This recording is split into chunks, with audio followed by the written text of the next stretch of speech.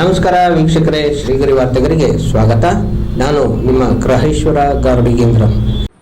ದಿನಾಂಕ ಏಪ್ರಿಲ್ 18, 2026ರಂದು ಲೇಖಕ ಆರ್ ರಘು ಕೌಟಿಲ್ಯ ರವರ ಭೂಮಿ ಪುತ್ರಿ ಕವನ ಸಂಕಲನದ 2ನೇ ಆವೃತ್ತಿಯನ್ನು ಗಾಯಕಿ ಶುಭಾ ರಾಘವೇಂದ್ರ ಬಿಡುಗಡೆ ಮಾಡಿದರು. ಅಂಕಣಕಾರ ಗುಬ್ಬಿಗೂಡು ರಮೇಶ್, ನಿವೃತ್ತ ಪೊಲೀಸ್ ಅಧಿಕಾರಿ ಜೆ.ಬಿ. ರಂಗಸ್ವಾಮಿ, ಕೃತಿಕರ್ತರು ರಘು ಕೌಟಿಲ್ಯ, ಗುರುರಾಜ್ ಶ್ರೀಧರ್ ಹಾಗೂ ಮುಂತಾದವರು ಉಪಸ್ಥಿತರಿದ್ದರು. ಇದು ಭಾವನೆಗಳ ಭಾವೋತ್ಕರ್ಷದ ಇಳಿ ಸಂಜೆ. ಅಗಲಿದ ಜೀವದ ಭಾವಕ್ಕೆ ನುಡಿ ತೋರಣ ಕಟ್ಟುವ ಸುಸಮಯ. ಜೊತೆಗಿರದ ಜೀವ ಎಂದೆಂದಿಗೂ ಜೀವಂತ. ಇತ್ತೀಚಿನ ದಿನಗಳಲ್ಲಿ ಚಲನಚಿತ್ರದ ಈ ಸಾಲೊಂದನ್ನ ಎಲ್ಲರೂ ಗುಣುತ್ತಾ ಇರ್ತಾರೆ.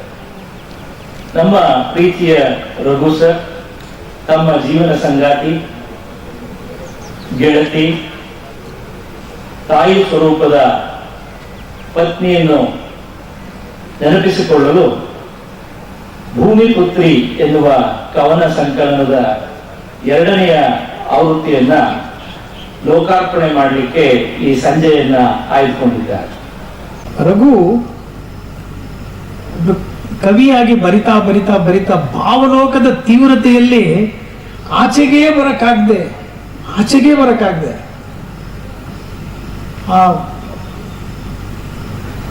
ಒಂದ್ ಕಡೆ ಕವಿತೆ ಸಾಲುಗಳನ್ನ ಪ್ರಾಸದಲ್ಲಿ ಕಟ್ಕೊಡ್ತಾ ಹೆಜ್ಜೆಗಳಲ್ಲೂ ನಿರ್ಮಲ ನೆನಪು, ನಿರ್ಮಲ ಧಾಮ, ನಿರ್ಮಲ ಅಂತಃಕರಣ, ನಿರ್ಮಲ ಸಾಂಸ್ಕೃತಿಕ ರಾಯಭಾರಿ, ನಿರ್ಮಲ ಗೃಹಲಕ್ಷ್ಮಿ, ನಿರ್ಮಲ ವೈಭವ, ನಿರ್ಮಲ ಸ್ಥಾನಮಾನ, ನಿರ್ಮಲ ಅಸ್ತಿತ್ವ, ಎಲ್ಲವೂ ಇಡೀ ಪದ್ಯ, ಇಡೀ ಭೂಮಿ ಪುತ್ರಿ ನೀವು ಒಂದ್ಸಲ ಓದ್ ಕೆಳಗೆ ಇಳಿಸೋ ಅಷ್ಟರಲ್ಲಿ ನೀವು ಕೂಡ ಒಂದ್ಸಲ ಆಕೆಗೆ ಒಂದು ನಮಸ್ಕಾರ ಹೇಳುವ ಮಟ್ಟಕ್ಕೆ ಆ ಭಾವ ತೀವ್ರತೆಯನ್ನ ಈ ಪುಸ್ತಕ ಕಟ್ಕೊಡ್ತದೆ. ಧೈರ್ಯವಾಗಿ ಹಾಡ್ಬಿಡ್ತೀನೋ ಮಾತು ಅಂದಾಗ ಅಷ್ಟೇ ಭಯ ಆಗುತ್ತೆ ನನಗೆ. ನನ್ನ ಮಾತುಗಾರನಲ್ಲ, ಅದರಲ್ಲೂ ಇಂಥ ಮಹಾನ್ ವ್ಯಕ್ತಿಗಳೆಲ್ಲ ಮುಂದೆ ಕೂತಿದ್ದಾರೆ. ನನಗೆ ನಿಜಕ್ಕೂ ಏನ್ ಮಾತಾಡ್ಬೇಕು ಅನ್ನೋದೇ ನನಗೆ ತಿಳಿತಾ ಇಲ್ಲ. ಸರ್ ನನಗೆ ನೀವು ಪುಸ್ತಕ ಬಿಡುಗಡೆ ಮಾಡಬೇಕು ಅಂದಾಗ ಸರ್ ನಾನಾ ಅಂತ ಹೇಳಿದೆ. ಸರ್ ಅಂದ್ರು ಇಲ್ಲ, ನೀವು ನಿರ್ಮಲಾ ಮೇಡಮ್ ಅವ್ರಿಗೆ ಯಾರು ಚಿರಪರಿಚಿತರೋ ಅಂಥವರೇ ಬಿಡುಗಡೆ ಮಾಡಬೇಕು ಪುಸ್ತಕ ಅಂತ ಹೇಳಿದ್ರು. ಬಹಳ ಖುಷಿ ಆಯ್ತು ನನಗೆ. ಹೆಸರಿಗೆ ತಕ್ಕಂಥ ಸ್ವಭಾವ, ನಿರ್ಮಲಾ ಅನ್ನುವಂಥ ಒಂದು ಹೆಸರಿಗೆ ತಕ್ಕ ಹಾಗೆ ಸೌಮ್ಯ ಸ್ವಭಾವ, ಶಾಂತ ಮನಸ್ಥಿತಿ ಉಳ್ಳಂಥವರು ಆಕೆ. ನಾನು ಕೆಲವಷ್ಟೇ ಸಮಯ ಅವ್ರ ಜೊತೆಗೆ ನಾನು ಮಾತನಾಡಿದ್ದೇನೆ.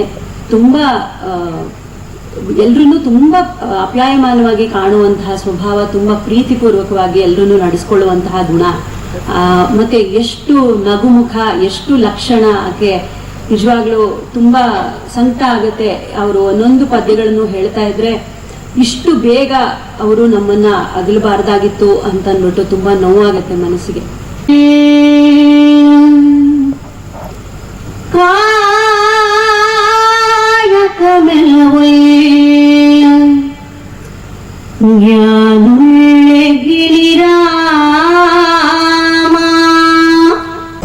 ಎಷ್ಟು ಕಳೆದು ಹೋಗಿದ್ದೆ ಅಂತಂದ್ರೆ ಗುಬ್ಬಿಗೂಡು ರಮೇಶ್ ಅವರು ಮಾತಾಡ್ತಾ ಇದ್ದಾಗ ಅದರಲ್ಲೇ ತಲ್ಲಿನಾಗ್ಬಿಟ್ಟೆ. ಯಾಕಂದ್ರೆ ಆ ಪುಸ್ತಕದ ಸ್ವಾದವನ್ನ ಎಷ್ಟು ಚೆನ್ನಾಗಿ ಅವರು ಬಿತ್ತರಿಸಿದ್ರು ಅಂತಂದ್ರೆ ನಾನು ನೆಕ್ಸ್ಟ್ ಮಾತಾಡ್ಬೇಕು ಅನ್ನೋದು ನನ್ನ ಜ್ಞಾಪಕನೇ ಇರಲಿಲ್ಲ. ಆಮೇಲೆ ಮೇಡಮ್ ಅವ್ರಿಗೆ ಹಾಡ್ತಾರೆ, ಅಲ್ಲಿಂದ ಇನ್ನೊಂದು ಲೋಕ. ಹೀಗೆ ಒಂದು ರೀತಿ ಭಾವ ಸಂಚಾರದಲ್ಲಿ ಮುಳುಗ್ಬಿಟ್ಟು ನನಗೆ ನಾನು ಏನ್ ಮಾತಾಡಬೇಕು ಅನ್ನೋಂಥದ್ದೇ ಮರ್ತು ಹೋಗಿದೆ. ಒಂದು ಕೌಟುಂಬಿಕ ಭಾವನೆಯನ್ನುತ್ತಿ ಇಲ್ಲಿ ಕಾರ್ಯಕ್ರಮ ನಡೀತಾ ಇದೆ. ಅಂದರೆ ಒಂದು ಸಾರ್ವಜನಿಕ ಕಾರ್ಯಕ್ರಮ ಅನ್ನುವುದಕ್ಕಿಂತ ಒಂದು ಕೌಟುಂಬಿಕ ಕಾರ್ಯಕ್ರಮ ಅನ್ನುವಂಥ ವಾತಾವರಣ ಇಲ್ಲಿ ಸೃಷ್ಟಿಯಾಗಿದೆ ಅಂತಕ್ಕಂಥ ಮಾತನ್ನು ಗುಬ್ಬಿಗೂಡು ಅವರು ಕೂಡ ಹೇಳ್ತಾ ಇದ್ದಾರೆ. ಬಹುಶಃ ನಾನೇನೆಲ್ಲ ಮಾತನಾಡಬೇಕು, ಏನೆಲ್ಲ ನಿರೀಕ್ಷೆ ನಿಮ್ಮಲ್ಲಿ ಇದೆಯೋ ಅದೆಲ್ಲವನ್ನೂ ಬಹುತೇಕವಾಗಿ ಗುಬ್ಬಿಗೂಡು ರಮೇಶ್ ಅವರು ಹೇಳಿದ್ದಾರೆ, ಕಟ್ಟಿಕೊಟ್ಟಿದ್ದಾರೆ. ಸ್ವಲ್ಪ ಮಟ್ಟಿಗೆ ನನ್ನ ಅಲ್ಲಲ್ಲಿ ಕುಟ್ಟಿ ಕೂಡ ಮಾತನಾಡಿದ್ದಾರೆ. ವಿಕ್ಟೋರಿಯಾ ರಾಣಿ 60 ವರ್ಷದ ವಜ್ರ ಮಹೋತ್ಸವ ನಡೆಸುವಂತ ಸಂದರ್ಭದಲ್ಲಿ ದೇಶದ ಸಾಮಂತರು ರಾಜರೆಲ್ಲ ಕಾಣಿಕೆ ಕೊಡ್ತಾ ಇರ್ತಾರೆ. ಆದ್ರೆ ಇಲ್ಲಿ ಪ್ಲೇಗ್ ಬಂದು ಕರೋನಾ ತರ ಜನ ಸಾಯ್ತಾ ಇರ್ತಾರೆ. ಈ ಕಡೆ ಅರಮನೆ ಸುಟ್ಟೋಗ್ಬಿಟ್ಟು ಅರಮನೆ ಕಟ್ತಾ ಇರ್ತಾರೆ, ಸಂಸ್ಥಾನದಲ್ಲಿ ದುಡ್ಡು ಇರೋದಿಲ್ಲ. ಆ ಏಷ್ಯಾದಲ್ಲಿ ದೊಡ್ಡ ವಿಕ್ಟೋರಿಯಾ ಹಾಸ್ಪಿಟಲ್ ಕಟ್ಟಿಸುವಂತ ಟೈಮಲ್ಲಿ ಏನೂ ಇಲ್ವಲ್ಲ ಅಂತ ದಿವಾನ್ ಶೇಷಾದ್ರಿಯರು ವಾಣಿ ವಿಲಾಸ ಸನ್ನಿಧಿಯವರು ಚರ್ಚೆ ಮಾಡಿ ಆ ವಿಕ್ಟೋರಿಯಾ ರಾಣಿಯವರ ಹೆಸರನ್ನೇ ಇಟ್ಬಿಡ್ತಾರೆ. ಅದು ಗೊತ್ತಾಗ್ಲಾಗಿ ನೀವು ಬರೋದು ಲಾರ್ಡ್ ಕರ್ಜನ್ ಅವರು ಬಂದು ನಾಲ್ವಡಿಯವರು ಅಧಿಕಾರ ಅಂದ್ರೆ ಅವರು ಪದಗ್ರಹಣ ಮಾಡುವಂತ ಸಂದರ್ಭದಲ್ಲಿ ಇಡೀ ಬ್ರಿಟಿಷ್ ಚಕ್ರಾಧಿಪತ್ಯದಲ್ಲಿ ಅಧಿಕಾರದಿಂದ ಕೆಳಗೆ ಇಳಿದವರಿಗೆ ಕುಶಾಲತೋಪು ಗೌರವ ಕೊಡುವ ಪದ್ಧತಿ ಇಲ್ಲ. ಆದರೆ ವಾಣಿ ವಿಲಾಸ ಸನ್ನಿಧಿ ಯಾವ ಕೆಂಪನಂಜಮ್ಮಣ್ಣಿ ಮಹಾಮಾತೆ ಇದ್ದಾರೆ, ಇಂಥ ಸಮಾಜಮುಖಿ ಇಂಥ ಶ್ರೇಷ್ಠ ಆಡಳಿತಗಾರ್ತಿಗೆ ವಿಕ್ಟೋರಿಯಾ ರಾಣಿ ಆದೇಶ ಮಾಡಿದ್ದಾರೆ, ನೀವು ಜೀವಿತಾವಧಿಯವರೆಗೂ 19 ಕುಶಾಲತೋಪು ಗೌರವವನ್ನು ನಿಮಗೆ ಕೊಡಬೇಕು ಅಂತಕ್ಕಂಥದ್ದನ್ನ ಲಾರ್ಡ್ ಕರ್ಜನ್ ಅವರು ಘೋಷಣೆ ಮಾಡ್ತಾರೆ. ಅಂದ್ರೆ ಎಂಥ ಮಹಾಮಾತೆ. ನಾವು ಇತಿಹಾಸವನ್ನ ಅಳಿಸ್ತೇವೆ. ಲಾರ್ಡ್ ಕಬ್ಬನ್ ಪಾರ್ಕ್ ಅಲ್ಲಿ ವಾಕ್ ಮಾಡ್ತೀವಿ, ಕಬ್ಬನ್ ಇಲ್ಲದೆ ಹೋದ್ರೆ ತಮಿಳುನಾಡು ಸೇರ್ಬಿಡ್ತಿತ್ತು. ಇದು ಲಾರ್ಡ್ ಕಬ್ಬನ್ ಇರ್ಲಾಗಿ ಕರ್ನಾಟಕದಲ್ಲಿ ಉಳ್ಕೊಳ್ತು. ಅವತ್ತು ಕೇನ್ ಗವರ್ನರ್ ಜನರಲ್ ಆಫ್ ಕೇನು ತಮಿಳುನಾಡಿಗೆ ಸೇರಿಸಿ ಅಂತ ಬರೆದು ಬಿಡ್ತಾನೆ. ಇದನ್ನ ಲಾರ್ಡ್ ಕಬ್ಬನ್ ರಿಸಿಗ್ನೇಷನ್ ಬರೆದು ಪ್ರತಿಭಟನೆ ಮಾಡ್ತಾರೆ. ಆಗ ಅದ್ರ ವಾರ್ಡರ್ ವಾಪಸ್ ಬರ್ತದೆ 1856. ಇಂಥ ಇತಿಹಾಸ ತುಂಬಾ ಇದೆ, ಮತ್ತೆ ಮಾತಾಡೋಣ. ಯಾಕೆ ಕನ್ಕ್ಲೂಡ್ ಮಾಡ್ತಿದ್ದೀನಿ ಅಂದ್ರೆ, ನಮ್ಮ ಭೂಮಿ ಎಷ್ಟು ಪುಣ್ಯ ಭೂಮಿ ಅಂತ ಹೇಳಿದ್ರೆ 5 ಶತಮಾನಗಳು ರಾಮನಿಗೆ ರಾಮ ಮಂದಿರ ಕಟ್ಟಲಿಕ್ಕೆ ಹೋರಾಟ ನಡೆಯಿತು. ಎಷ್ಟು 5 ಶತಮಾನಗಳು ಅಂತ ಹೇಳ್ತೀವಿ.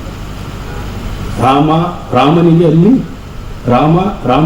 ರಾಮ ಮಂದಿರ ಇಲ್ಲದೇ ಇರಲಾಗಿ ರಾಮ ಮೈಸೂರಿಗೆ ಬಂದು ಮಲಗಿದ್ದ ಕಾಣುತ್ತೆ. ಯಾತಕ್ಕೆ ಅಂದ್ರೆ ನಮ್ಮ ತಲೆಮಾರಿನವರು ರಾಮರಾಜ್ಯವನ್ನು ಕಟ್ಟಿದಂತ ಸ್ವತಃ ರಾಮನನ್ನೇ ನೋಡಿದ್ದಾರೆ. ಅದೇ ನಾಲ್ವಡಿ ಕೃಷ್ಣರಾಜ ಒಡೆಯರ್. ಬಹುಶಃ ಆ ಕಾರಣಕ್ಕಾಗಿ ಬಾಲರಾಮ ಇಲ್ಲಿ ಮಲಗಿದ್ದ ಕಾಣುತ್ತೆ. ಅರುಣ್ ಯೋಗಿಯಿಂದ ರೂಪುಗೊಂಡು ಹೋಗಿ ಅಲ್ಲಿ ಅಯೋಧ್ಯೆಯಲ್ಲಿ ಅಲಂಕರಿಸಿದ ಅಂತ ನಾನು ಅಂದ್ಕೊಳ್ತೀನಿ. ಅಂತ ಪುಣ್ಯ ಭೂಮಿ. ಈ ಭೂಮಿಯನ್ನು ಉಳಿಸೋಣ, ನಮ್ಮ ಸಂಸ್ಕೃತಿಯನ್ನು ಬೆಳೆಸೋಣ. ಆ ಮೂಲಕ ನಿರ್ಮಲಾ ನಮ್ಮ ಜೊತೆಯಲ್ಲಿ ಬದುಕಿದ್ದು ನಮ್ಮ ಸಂಸ್ಕೃತಿಯ ದ್ಯೋತಕವಾಗಿ, ನಮ್ಮ ಸಂಪ್ರದಾಯದ ರಾಯಭಾರಿಯಾಗಿ, ಕೌಟುಂಬಿಕ ಬದುಕಿನ ಒಂದು ಪ್ರೇರಣೆಯ ಶಕ್ತಿಯಾಗಿ ಬದುಕಿದ್ರು ಅನ್ನುವುದು ನಾನು ಹತ್ತಿರದಿಂದ ನೋಡಿದ್ದು, ನಮ್ಮ ಗೆಳೆಯರು ನೋಡಿದ್ದು. ಅವಳ ನೆನಪಾಗಿ ಒಂದಷ್ಟು ಕಾರ್ಯಕ್ರಮಗಳನ್ನು ಮಾಡುವಂಥ ಕಾಳಜಿ ನೀವೆಲ್ಲರೂ ಅತ್ಯಂತ ಅಭಿಮಾನದಿಂದ ಬಂದಿದ್ದೀರಿ. ತುಂಬ ಹೊತ್ತು ಕುಳಿತು ಕೇಳಿದ್ದೀರಿ. ಅತ್ಯಂತ ಸಂತೋಷ ಆಗಿದೆ. ಮತ್ತೆ ಮುಂದಿನ ವಾರ್ತೆಗರಿಯಲ್ಲಿ ಭೇಟಿಯಾಗೋಣ. ಶ್ರೀಗರಿ, ನಿಮ್ಮ ಮನದಾಳದ ಗರಿ. ನಮಸ್ಕಾರ.